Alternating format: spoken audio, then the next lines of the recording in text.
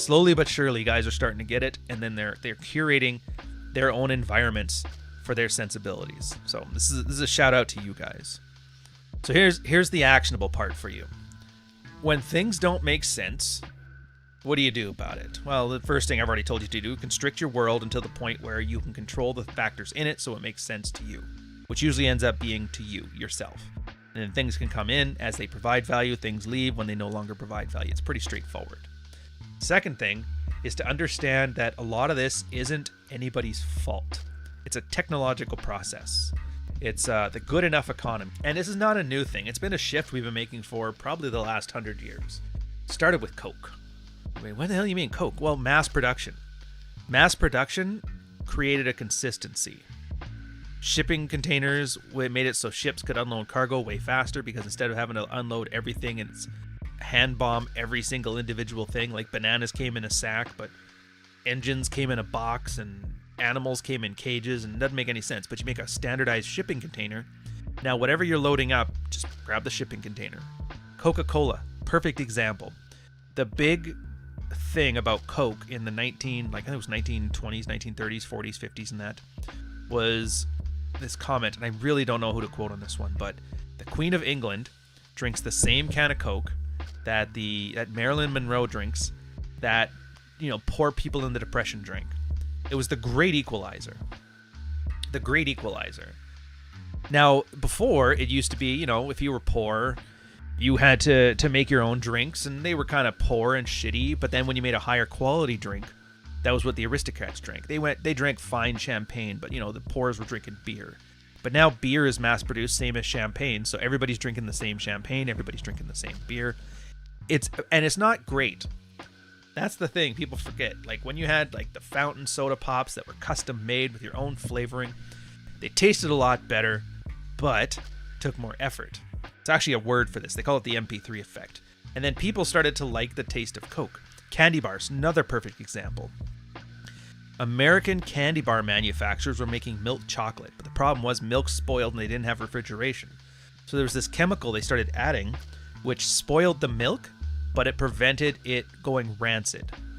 And this is why when you ever see a lot of Europeans and they eat American chocolate, they're like, it tastes like vomit, because that chemical that they use to spoil the milk is the same one that you have in your vomit. Now that's funny enough, but here's the really interesting part. Americans prefer it. They actually prefer it when it's not there. It doesn't taste like puke to them. To them, it just tastes like chocolate. Why is that? Because the President of the United States and Marilyn Monroe and the average guy in the Dust Bowl during the Depression all had the same type of chocolate. It's the great equalizer. It's good, it's fast, it's quick, it's shareable. The one thing it's not is better or higher quality. McDonald's hamburgers. It's never going to win a hamburger making competition, but it's good enough, and no matter where you go, it's going to be the same middling quality burger. So you may be thinking to yourself, he's been ranting about McDonald's and chocolate and Coke for like 5 minutes now. What does this have to do with getting laid? Tinder. Sex is now the good enough economy. And if I swear to God, if I have to hear another fucking guy with his, I would never sleep with that girl because I want a higher quality something or other, I'm going to laugh my ass off. That's that guy basically wanting suits of armor to be individually made, no mass production. He's Luddite. He's a Luddite throwing shoes into the cogs. How dare these machines? They're going to take my gerbs. But that's the one thing. That's what they do. And here's why this channel's different than other ones. I could give you a 2-hour rant about, look what they're doing to you. They're removing quality to make it consistent. They're burning the beans. They're making the Coke shitty. They took out the cocaine. That's what most people do. Here's the thing that no content creator will tell you. Either they don't know or it doesn't fit their grift. The interesting part isn't that a cheap, fast, quick, and shareable product ends up being better. It's that people will adjust their tastes to prefer it. This is what's called the MP3 effect. I think I got it. Do I got a quote? Oh, I do. Okay, here was the quote from it. Jonathan Berger, a professor of music at Stanford University, recently, in the 2000s, completed a 6-year study of his students. Every year, he asked new arrivals in his class to listen to the same musical excerpts played in a variety of digital formats, from standard MP3s to high-fidelity uncompressed files, and rate their preferences. Every year, he reports, more and more students preferred the sound of MP3s. But that was the thing. File sizes, I think WAV format was the original But with MP3s, you were able to reduce the file sizes by a factor of, I think, 10, at least 10 or 100. So a 3-minute music track used to be 60 megabytes, which back in the day was huge. You could make it into 3 megabytes, and then people could download it. Then it could be traveling across the network. So it took the bottleneck of internet infrastructure, and it reduced its quality to the point that it was good enough, and it was easily shareable. So like I said before, Coke. Everybody drinks the same Coke. Chocolate. Everybody loves the American chocolate. The issue is not that people reduce the quality of something in order to make it more shareable. The issue is people learn to like what's available. They like what's shareable. They actually condition themselves to prefer it. Because let's face it, most taste is subjective. So yeah, sex is the same way now. It's the MP3 effect. What do I mean by that? Well, sex became easier. You had the birth control pill.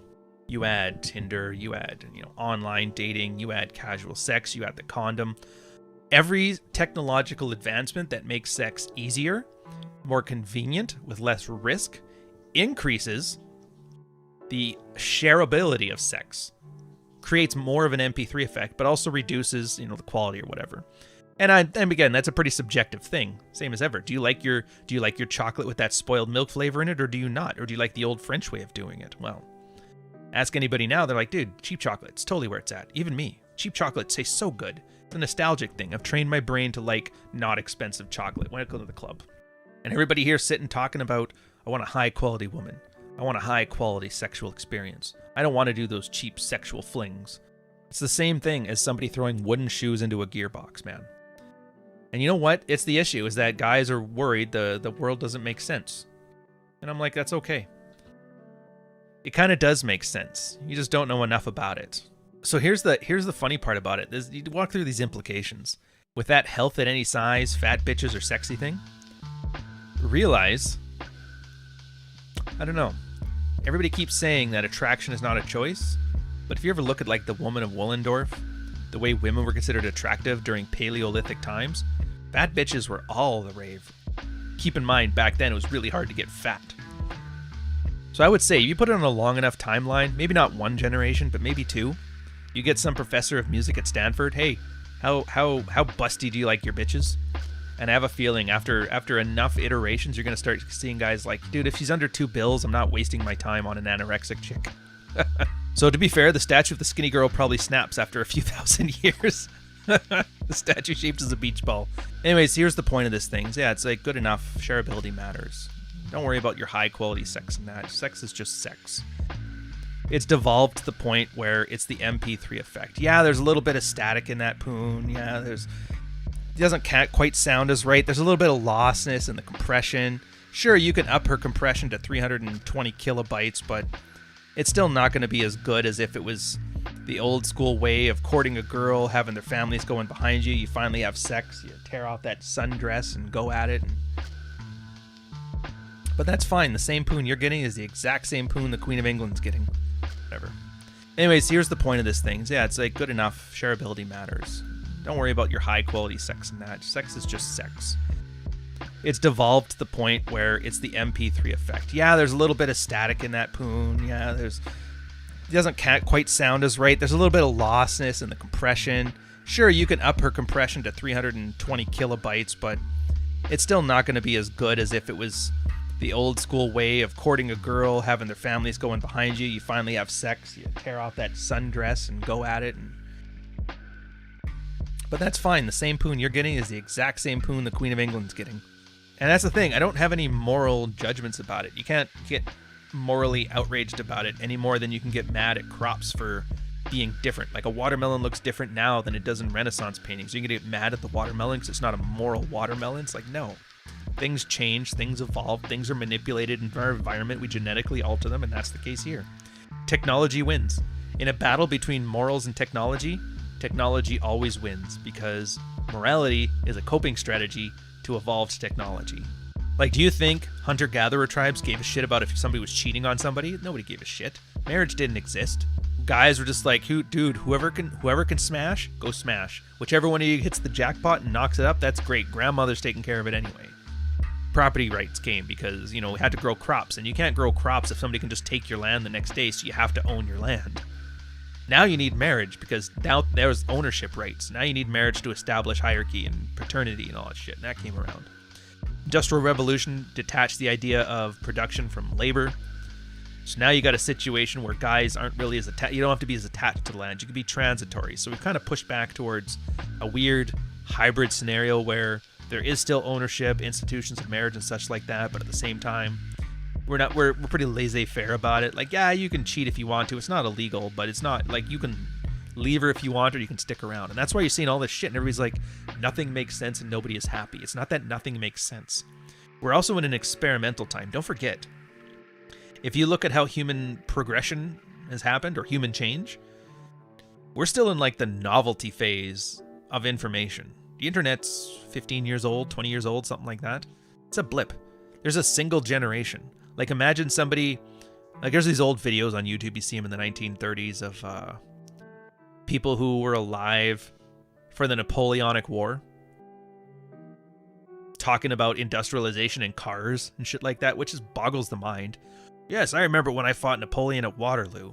Anyways, I'm going to get in my Chevrolet and drive to work right now. And you're like, that's how fast things can happen. Now imagine that person had a kid. That kid is born, raised, and talks about, yes, my first car, the first car was built. Now he's talking about the space shuttle. And now we're at that same point. Yes, back in my day, you kind of stayed in your hometown, you worked at the mill, and now it's like, dude, I just got 800 notches this month on Tinder. It's like, what do you expect? Some people are going to adapt to it in all kinds of different ways, because essentially, the masculine gender is the experiment. We're always the experiment. We got highs, we got lows. Our bell curve is flatter and wider, and girls is straight and narrow, because girls are always in the middle. They're the consistency. Guys are the experiments. So what do you think? There's some like crisis of masculinity? It's like, no, guys are running all kinds of experiments. Hey, do you want to be cucked? Yeah, I'll try it out. Why not? Some guy's like, hell no, I'm an honor killer. And you're like, all right, so you got these two extremes. Guy lets a girl run roughshod over him, cucking. Guy is over here murdering any girl who looks at him cross-eyed because he's an alpha male, and there's guys in the middle who are like just trying to keep things on the even keel, and little experiments happen left, right, and center. And how's it going to play out? I don't fucking know. Nobody knows. In 1,000 years, we're all going to be dead, and this will all have sorted itself out, or there's some new change, and everything's going to be in flux anyway. So yeah, the world makes no sense, nothing's consistent, and that's okay. And that's the thing, I don't have any moral judgments about it. You can't get morally outraged about it any more than you can get mad at crops for being different. Like, a watermelon looks different now than it does in Renaissance paintings. You're going to get mad at the watermelon because it's not a moral watermelon. It's like, no. Things change, things evolve, things are manipulated in our environment. We genetically alter them, and that's the case here. Technology wins. In a battle between morals and technology, technology always wins because morality is a coping strategy to evolved technology. Yeah, the red pill was a massive evolutionary leap, and we're still catching up. Well, here's the thing. It's an adaptive change to an environmental change and technological change. Now, there's no guarantee it's right, but it pretty much is, because we have a precedent for it. It's the scientific method applied to sexual relationships, an Evo psych, right?